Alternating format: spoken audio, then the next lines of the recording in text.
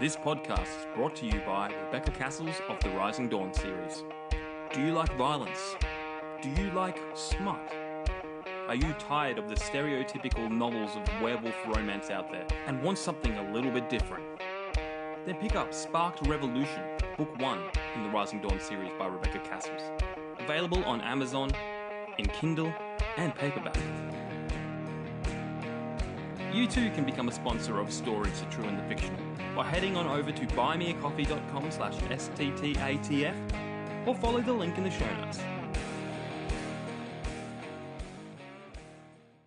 Hello guys and welcome to a very special episode of Stories, The True and the Fictional. Why did I say special? Because I'm releasing this pretty much soon because we do bonus stuff now because there's too many, look, we've got too much guests backed up, so we've got to get more out.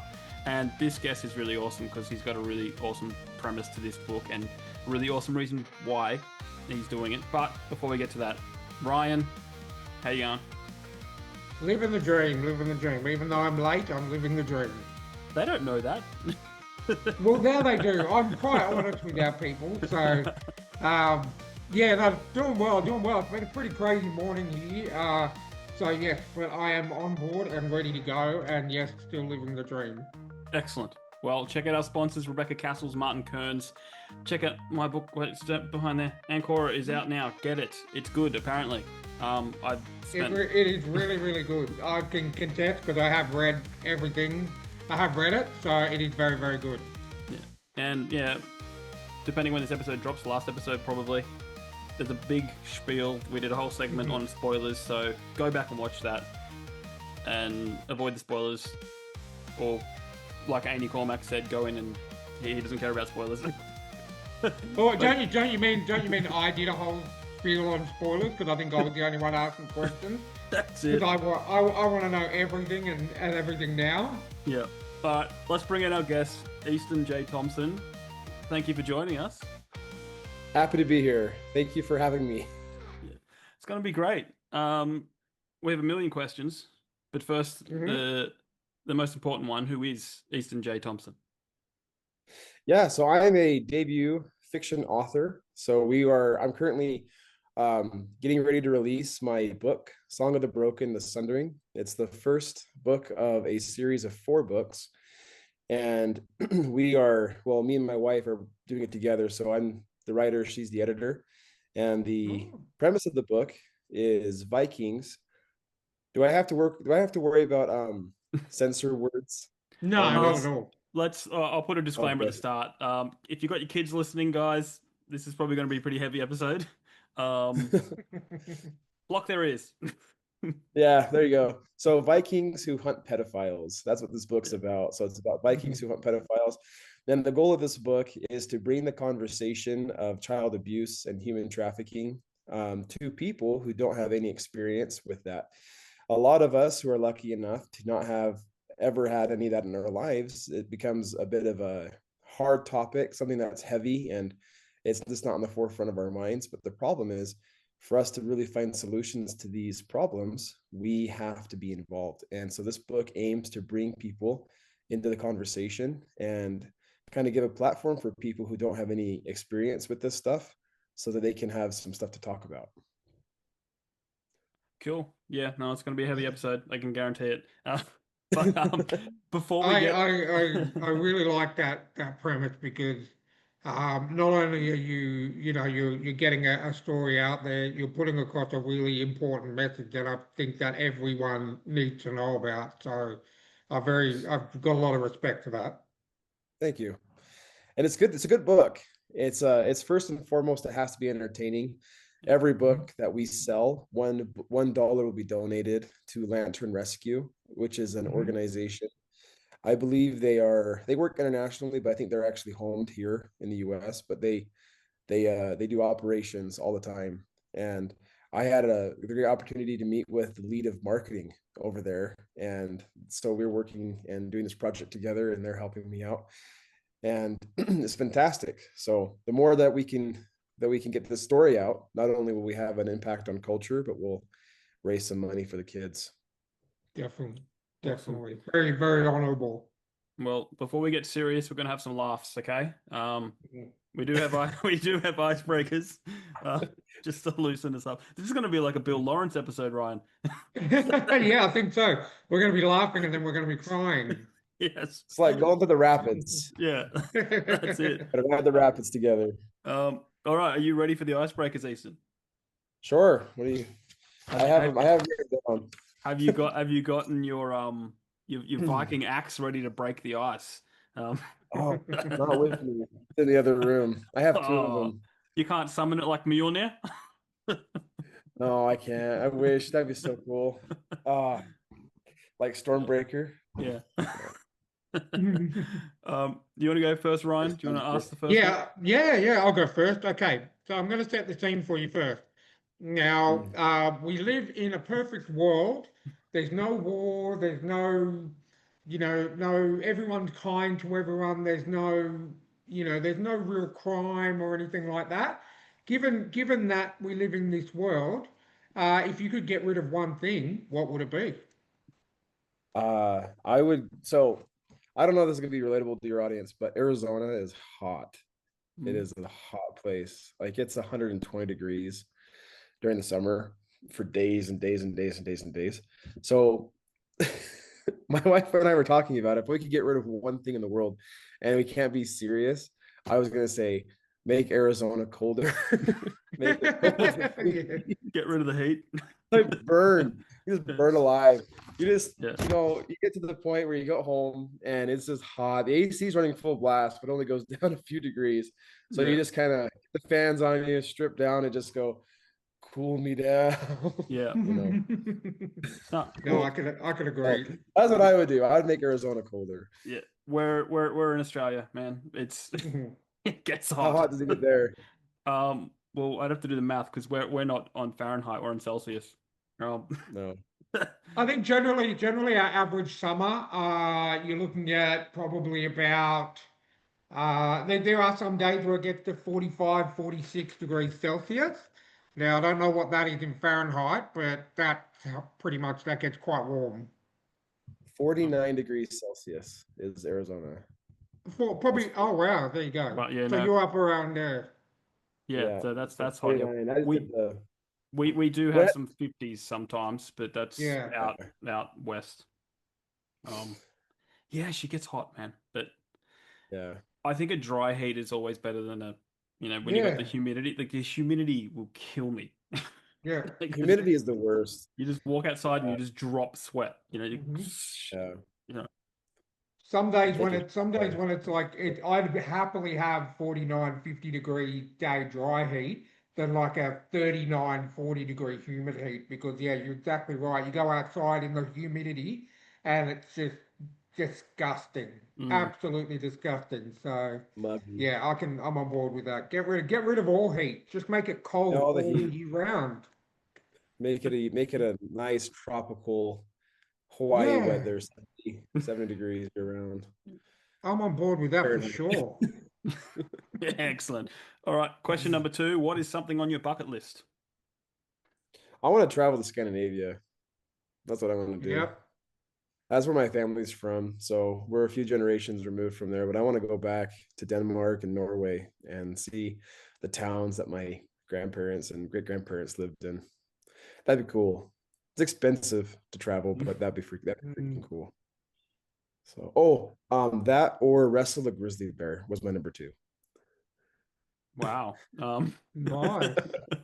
Now, how like just come out of hibernation, grizzly bear, or I've just had a good feed grizzly bear? Like raise a grizzly bear from a cub and wrestle it. And then wrestle it. There's a guy, what's his name? Is it Austin Strange? There's a heavy metal singer. He's from Russia and he wrestles a grizzly bear. And I saw him do it. And I'm like, that looks like so much fun. he raised it, so that'd be pretty cool. But traveling to Scandinavia is probably safer. Yeah. You could do both. Travel to Scandinavia and wrestle a grizzly bear. Yeah, do both. wrestle a grizzly bear in Scandinavia. Well, if you win the wrestling, then you get to ride it to Scandinavia. If it can swim. I like that. We got I the like it. Atlantic Ocean and the North Sea. We gotta go over. I like it. I like it. Okay. Next question is what's on your Mount Rushmore of TV shows? So say, your four best TV shows of all time. That's a fun question. So if I had to pick four, these are my four. So the first one would be the Vikings History Channel, where it has Ragnar Lothbrok, Bjorn Ironside, and his sons. That was a really cool series. Great intro to some of the Viking series out there. Kind of, like, I think it kind of opened up the whole world up to some of the sagas and the stories that come from Scandinavia. Mhm. On the fantasy side, I picked Wheel of Time Yeah. and Stranger Things. Yeah. Those are both really good. I liked both of them. Mm. And then I think the series that my wife and I enjoyed the most together was Loki from Marvel. Oh, cool. Yeah. Loki That was good. yeah, I've watched both seasons of Loki. I can definitely get behind that. That was really, really good. Tom Hiddleston, anything Yeah. he's in is just amazing. I Yeah. think he encapsulates Loki so well. Um, and I like when I read Loki in the comics now, I read it in his voice. So Yeah, it's just yeah. He was perfect for that character. definitely, no, Yet I and can yet definitely get behind that. and yet he auditioned for four. Yeah, Yeah, yeah. He yeah. wanted to be Thor, and they said, "Well, we've got someone else in mind for Thor, but how about you play his Oh, brother?" how about something a little more low key? Yeah, boom. Oh, that's funny. Yeah, Oh, that ending was a surprise for me. I didn't see that coming. Pretty cool No, though. yeah, that was awesome. no. I'll put up a photo of them, all their faces on the Rushmore. It'll look nice. Cool. All right. Fun one. Zombie apocalypse plan. Do you have one? Oh man, so in the US, we have a lot of guns. Do you have guns in Australia? We do, but they're hard to get. Like Yeah, Hard to there's a get. lot of loopholes you got to go through and things, restrictions, and yeah, Yeah, when you buy a gun, you still have to like get your background check done and all yeah, that, and you can't be a felon. yeah. Um, but yeah, we have guns. I would definitely use my guns to defend myself against the zombies. But I think my escape plan would be find a boat, get a boat, and get out on a lake and just stay there for a while until things calm down. Yeah. You know, if you have to go ashore, use a Viking axe. I've got a few Viking axes. I'd use like a Dane axe, and it'd be kind of like if you watch The Walking Dead, which is a pretty good series. I didn't Mhm. name it, but they have that samurai sword lady, Yeah. and they use Yeah, swords. yeah. I mean, the Viking axe. I can't think of a better zombie weapon than a Viking axe. That thing split legs Yeah. open like nobody's business. Yeah. I actually use mine. So I bought my Viking axe from Cold Steel, and that thing is Okay. durable. I actually use it to break down furniture. So if we have chairs, tables, firewood, whatever it is, I just smack it up. And that has taken a beating. I've had it for 4 or 5 years now. It has taken a beating, and it still works great. The edge is great. So I would use that, and then have a boat. If I need to go ashore, Viking axe. That's my plan. I don't know. Nice.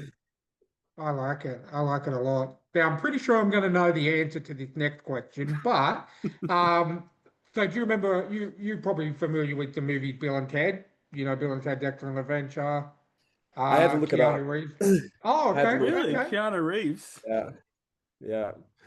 Yeah, okay, it's a all newer. right. They've revamped it a little bit Yeah. recently. Never watched it. It looks interesting though. I should watch it. Oh, it's a classic. Okay. So Yeah. basically, the premise is, they have a guy from the future called Rufus who comes back with a phone booth time machine, and lets them go back in time to visit different people and stuff like that. So based on that premise, Bill and Ted show up and say, "Whoa, Rufus has given us wants us to take you on a trip in our phone booth time machine. Where do you go?" You probably thought I was going to say something about Vikings. I did, yeah. No, it crossed my mind. But to be honest, it just felt too predictable. So I would love to go and do that, but I actually wrote, so if I could go and change anything in time, I would go back to 408 AD, and I would stop the execution of Stilicho in Rome. Ooh. So Stilicho is a really cool figure. Okay. He is half Vandal and half Roman, and the emperor was very jealous of him and jealous of his fame. And the emperor was one of these weak men that we find in history where they don't really have anything to their name. They were kind of born into power. They're not strong men. They're not principled. They're just kind of there holding space and creating chaos. And the emperor was very jealous of Stilicho's popularity. And even though Stilicho had defended the empire and had all the loyalty of the armies, he had him killed in 408 AD.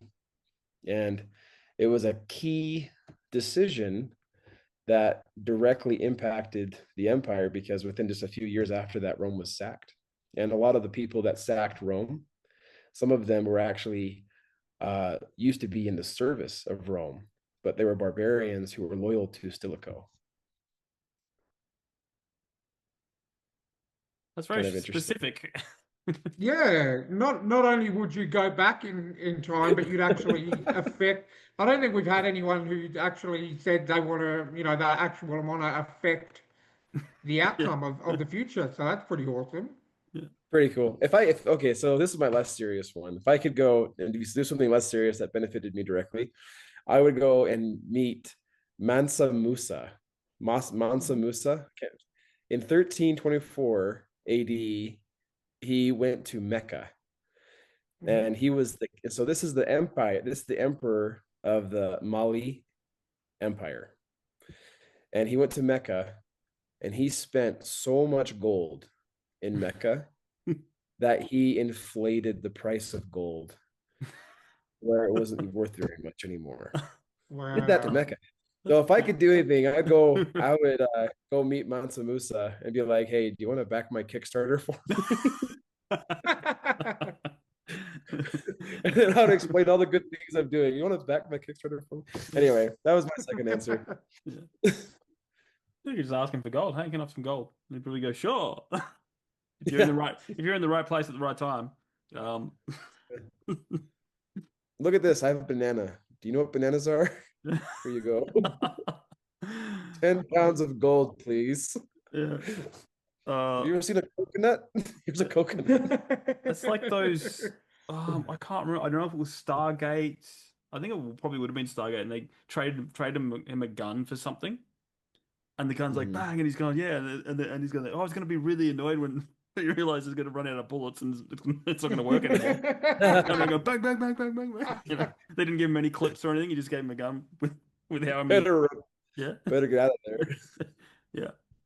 I know we're going to jump into your Kickstarter, but just letting you know, just based on the premise of what you've described your Kickstarter was, I have already backed it. So I'm looking forward to it. I just did that. I'm a digital guy, so I love how you got a digital tier, which just gives you the ebook. So I'm definitely keen to read it. So for sure, I encourage everyone to get behind it, and just from the little spiel that you gave us, I love Viking novels anyway, so that's right up my alley. So Good Viking yeah, novel. I can't wait. I like it. I think there's a lot of good Viking novels out there, and they miss the mark a little bit. They kind of get close to the mark, but they either go too heavy into the mystic, and then they miss out on some of the spirit of the Viking people, or they go too heavy into the battle and they try to reminisce in the spirit of the Vikings, and then they miss out on the mystic. So I think I got a good balance. You have to read it. Part one's available to anybody who wants to read the first 100 pages. Anybody who signs up for my email list, they'll get a link to the first 100 pages. So that's a good book. Well, we will get that like a full plug. And Yeah. I probably didn't tell you. Well, I don't tell many of our guests. Like, I think this is why so many people want to come on this podcast because there's like a 9 out of 10 chance that Ryan will buy their book. Just Yeah, I think live. there's been like three people or four people, and it's just because they're not my style of writing, that's all, that I Hmm. haven't actually gotten their books. But I say this all the time, I absolutely love doing this podcast because I've gone from a guy who just reads traditional Yep. publishing, like Stephen King and Dean Koontz and all that kind of thing, to Yep. actually seeking out indie books, indie authors, first time, authors who, because I've read so many amazing books that I really think should be traditionally published. And they've just been indie, and I absolutely love them. So yeah, I haven't even heard I've heard what your book is about and the charity and everything that you're supporting. So I was like, yeah, I'll get on board with that straight away. Yeah, you won't be So disappointed if you like some of that stuff. Now, also, awesome. you by backing the Kickstarter, you enter into the raffle for $1,000. So Oh, there's a cool. chance you can win $1,000 by June 20th. Anybody who spends more than $5 on the Kickstarter, they get every $5 is one ticket. If you join my email list, you're already on there. You get one ticket for joining the email list. That one's free. But yeah, for every $5 you spend, you get one raffle ticket, and if your name is chosen, you get Well, $1,000. you may just get all of Australia because you're not offering us $1,000. You're offering us like 1,700 because of the exchange rate. Yeah, $1,000, $1,000 US. Hmm. Because Well, our money is so bad. I know there's probably like not 1.001 of me winning it, but I will say now that if by a rare chance that I win the raffle, I will donate half to the charity that you're donating for the process, the $1 per sale. So I promise you that, and I've said it on record. Sure. All right. And now If your he's name is chosen, Definitely. we're probably gonna do a live draw. So you'll be able to Awesome. cool. watch on my Instagram account. So Awesome. that'll Excellent. be Oh, that'd be exciting. good. Yeah. Well, let's get into the fun stuff. This podcast is brought to you by Martin Kearns and the Valor of Valhalla series. In the battle between two ancient evils, can one naive young man become the last hope against powerful creatures of legend? Beneath the Veil is the gripping first book in the Valor of Valhalla dark urban fantasy series. If you like reluctant heroes, infernal myths, and bloody epic clashes, then you'll love Martin Kearns' formidable foray into the unknown. So head on over to readkearns.com and grab yourself a copy of Beneath the Veil today.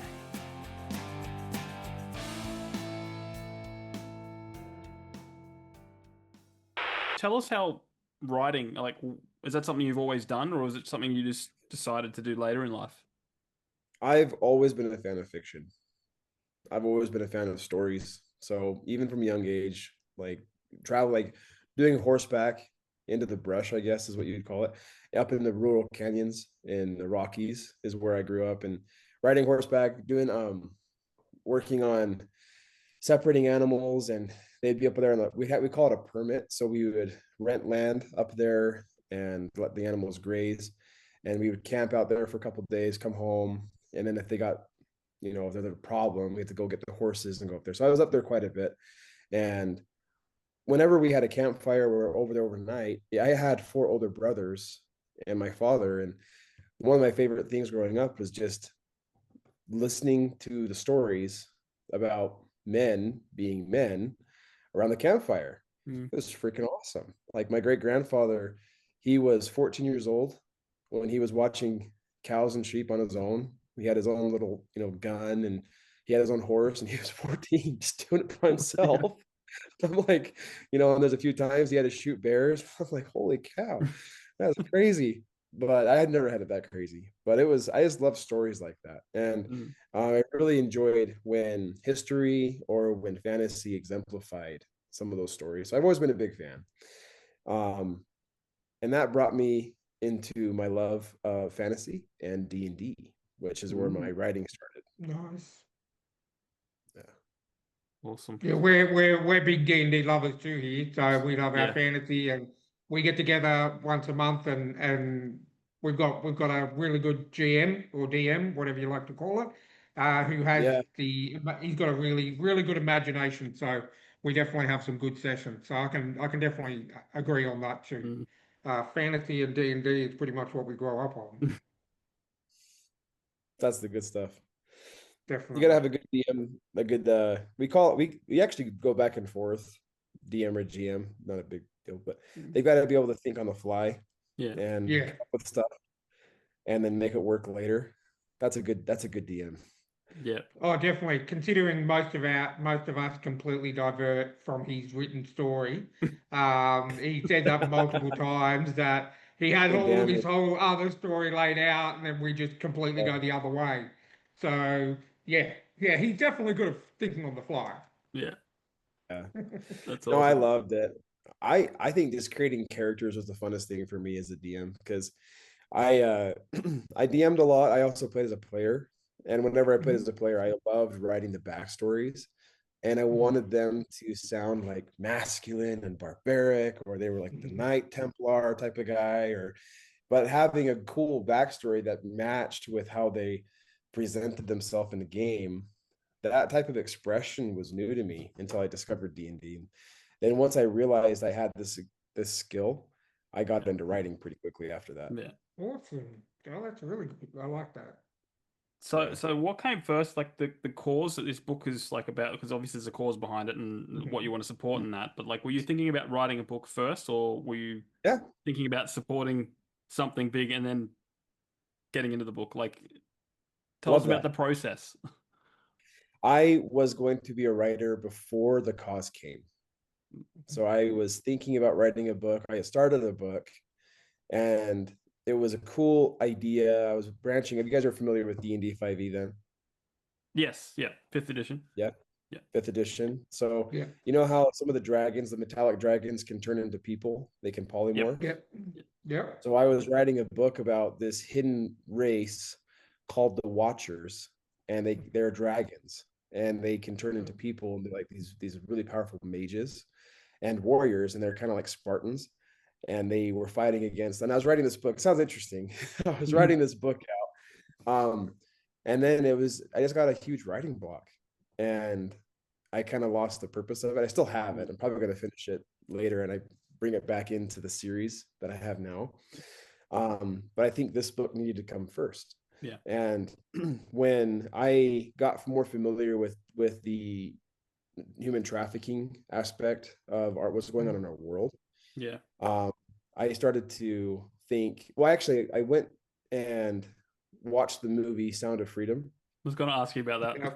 Yeah, Yeah, yeah, I Yeah. watched that, and I had already at that point was already donating 10% of all my income to OUR, mm, through my carpet cleaning business. But when I saw Sign of Freedom and I was already wanting to write a book, I'm like, I could totally write a book about this kind of stuff. And I could make it really cool.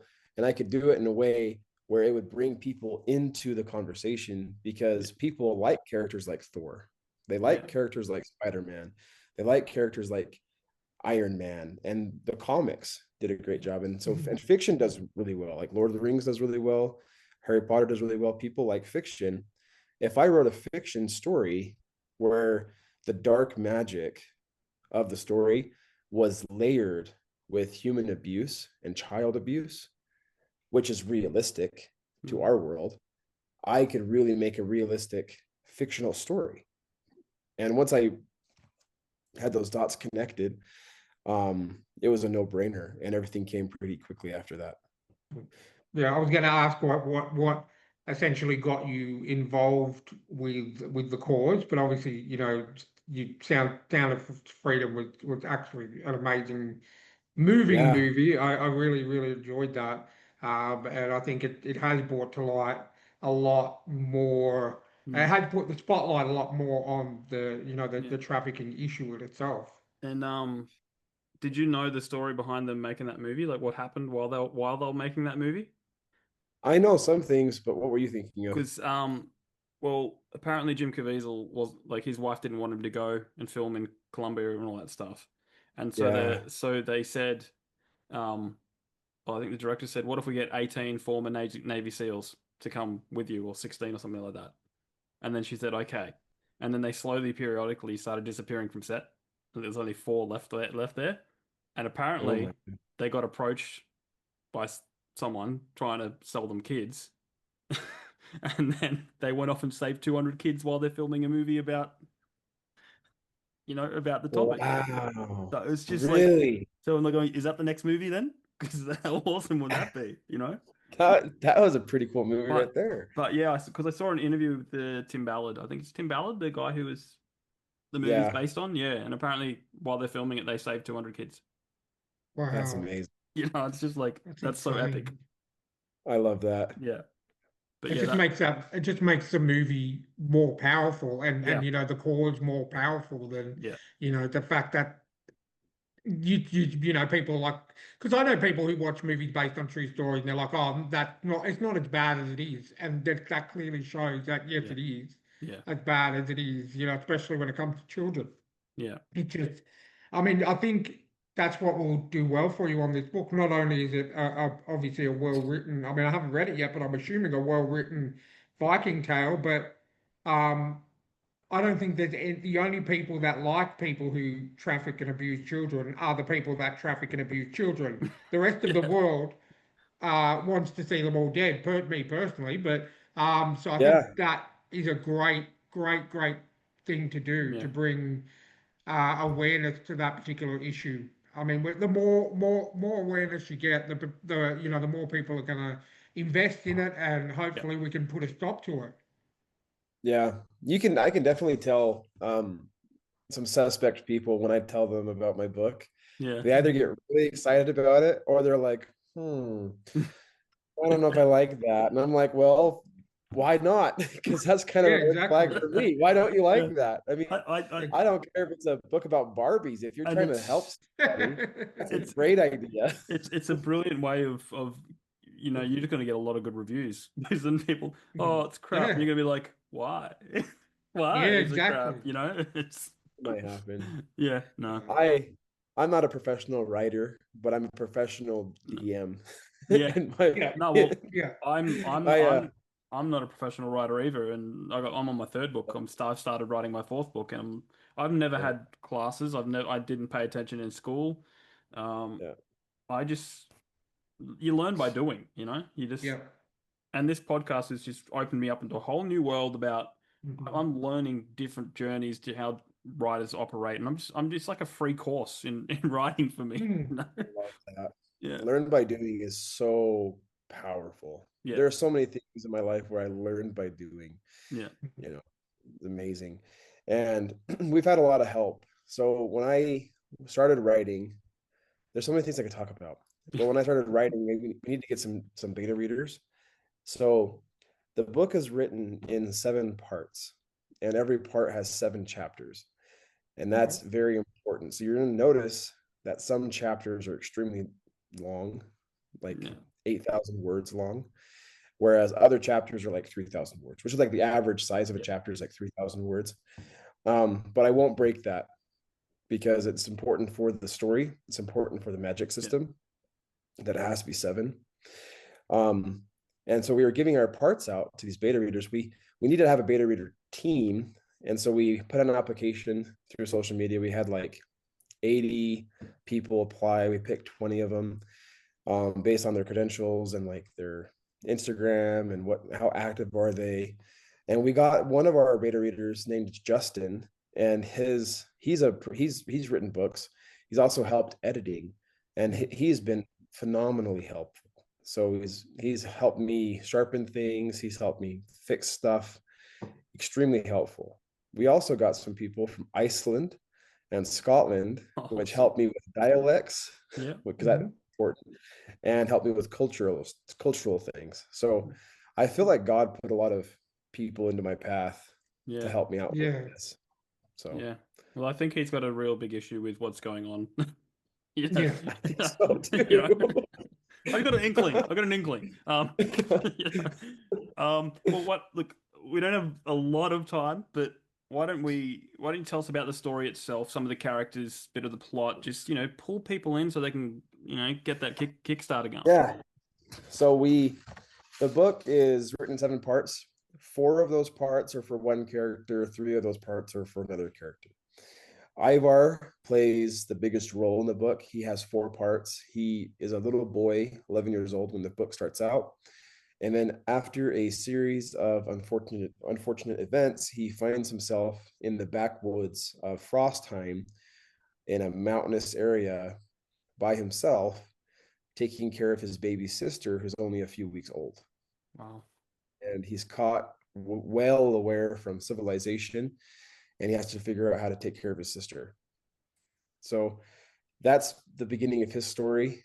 Ivar eventually becomes a berserker, so they survive and reintegrate back into society, and he finds himself, joins an army, and he ends up going through the ritual of the Ashmen.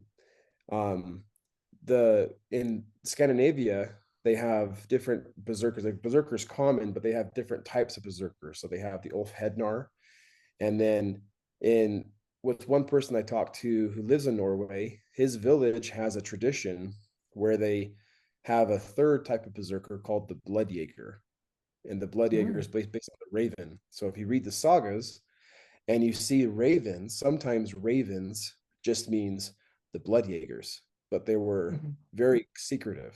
They're a secretive type of people.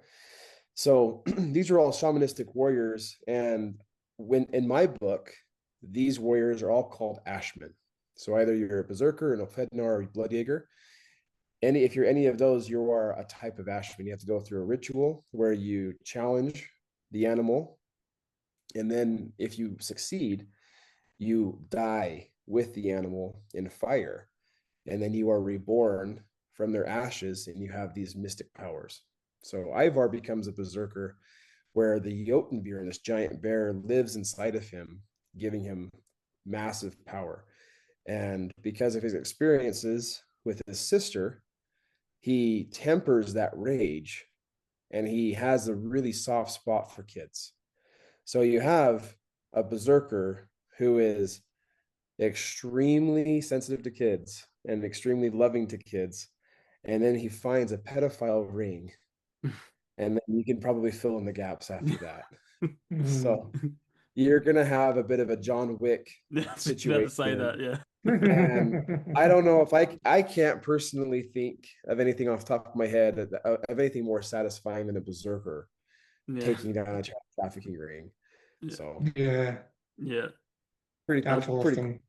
That's awesome. I want to see the movie just because I'm visual. Can we just cast Chris Hemsworth just because he's already a Viking? Yeah, You know? good. That's a good option. Or one of those big wrestlers that can actually act. Yeah, I could think of like Eddie Hall doing a part 2. He's got the size for it. Yeah. No, well, it sounds amazing, man. Yeah. Thank you. And then the 3 parts. So there's another. So in the first series, it's kind of like I could have written it as the tale of 2 berserkers.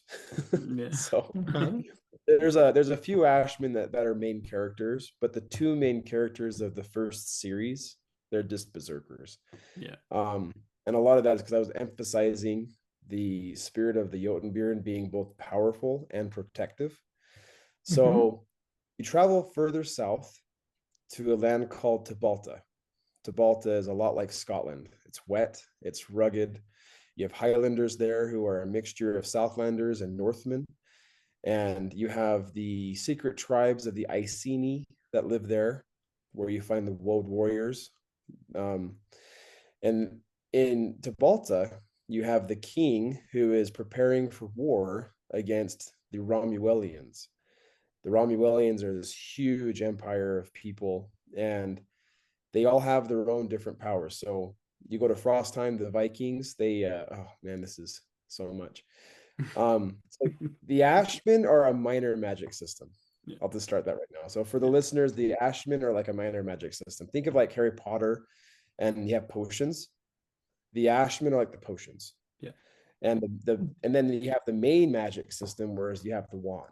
Okay, so I'll just tell you this real fast. For the wand, the main magic system of my world is all dragon blood. So in this world, you have an empire called Abathraxia, and it's made of 7 kingdoms. Frostheim is a kingdom, Tybalt is a kingdom, Romuellian's a kingdom.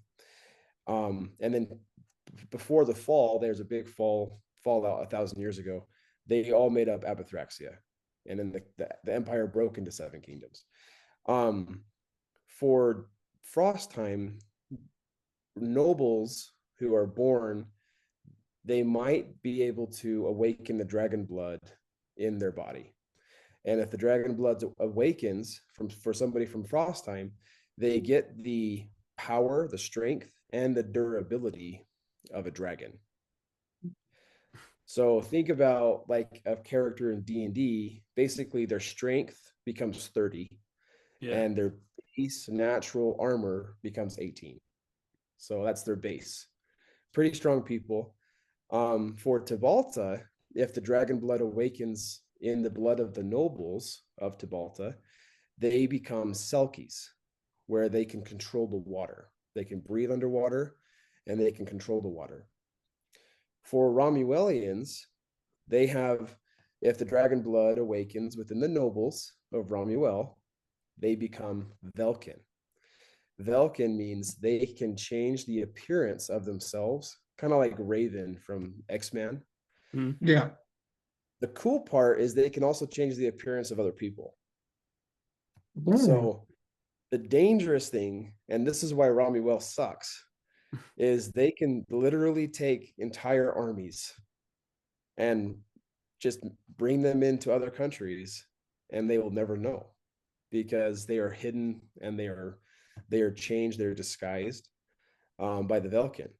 And as soon as the Velkin wants to order the attack, they just release their power, and all of a sudden red mist falls from these people, and they become their red knights of Romuel and just attack at a surprise. So they don't have any power that makes them stronger, but it's their subterfuge that makes them deadly.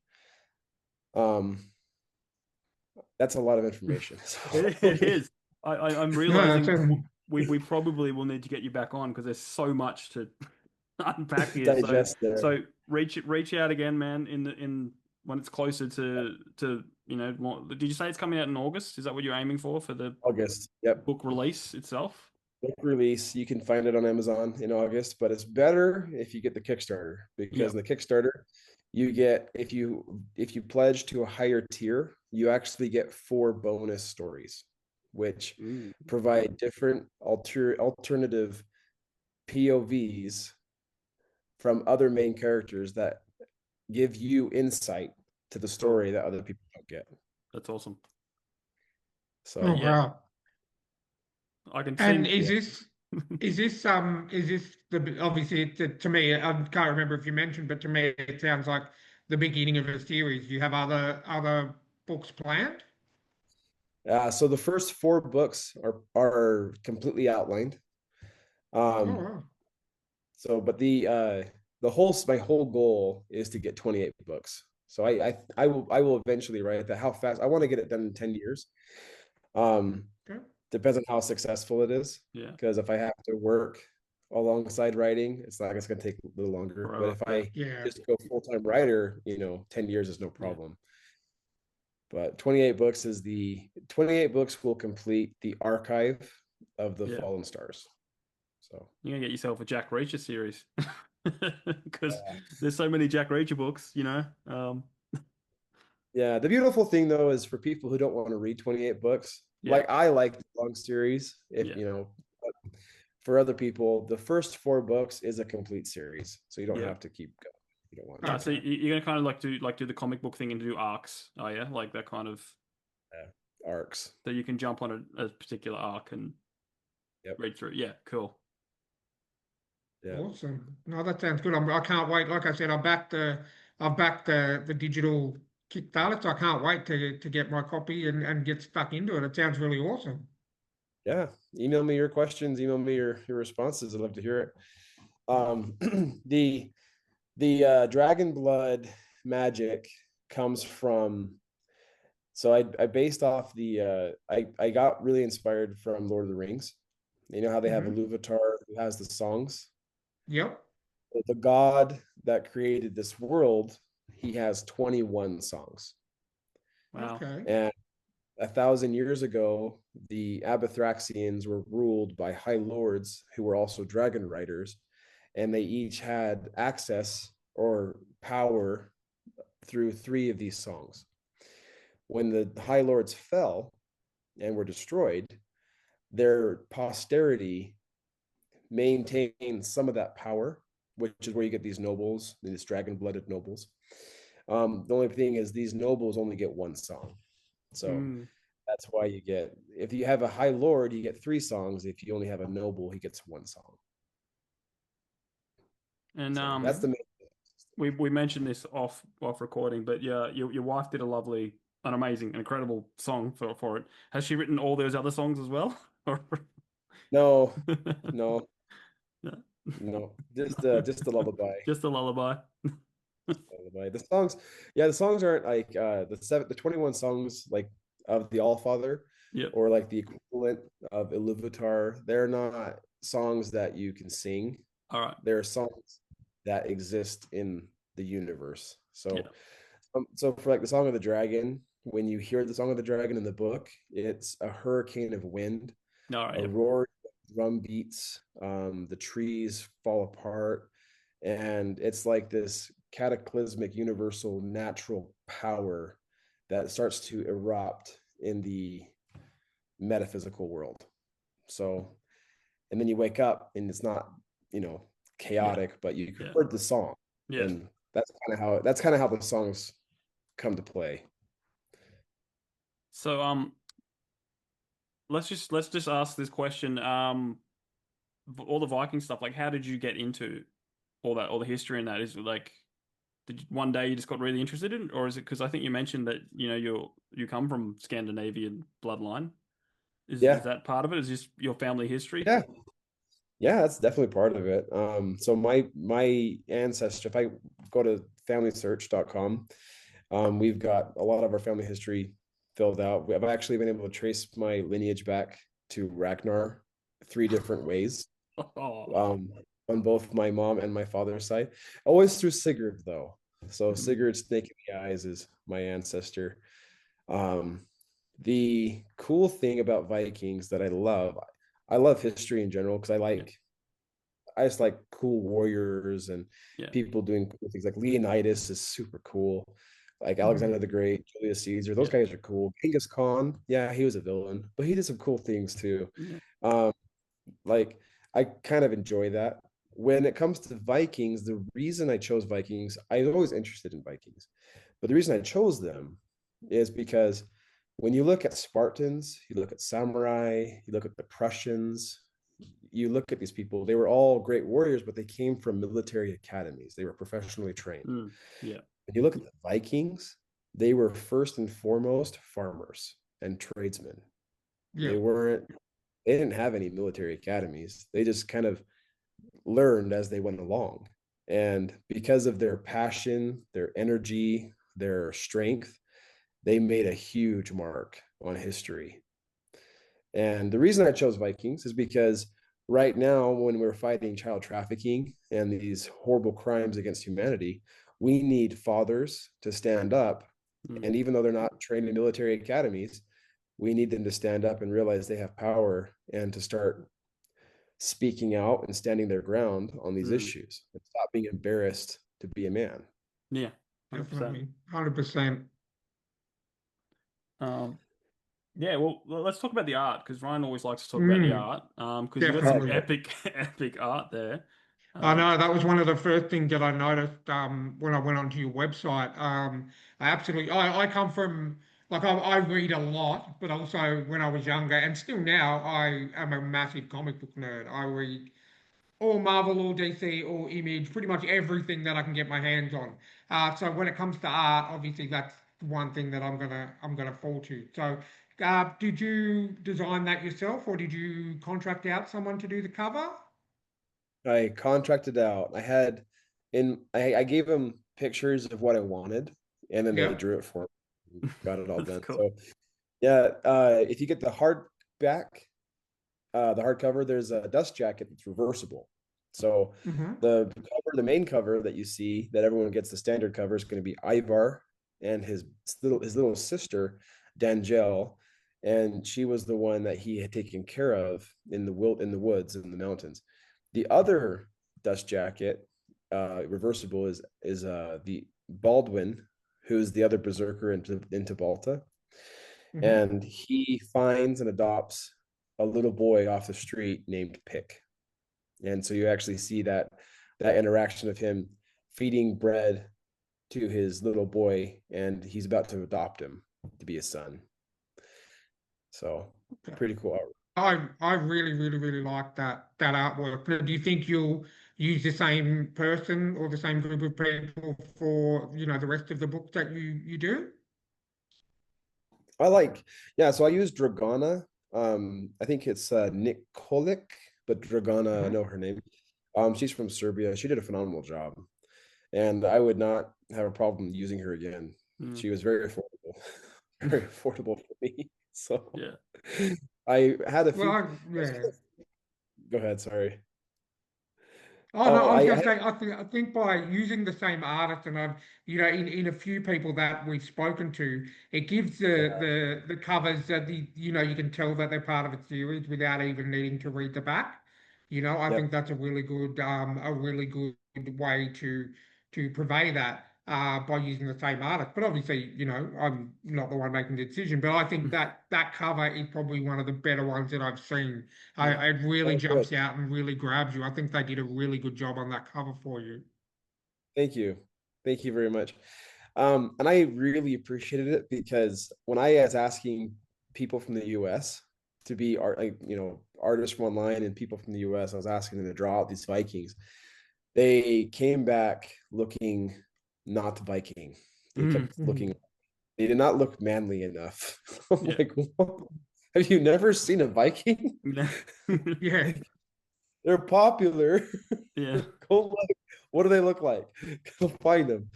But when I told Dragana, she, she She had no knew. problem at all. I don't know if it's a Siberian US thing. I don't know. Yeah.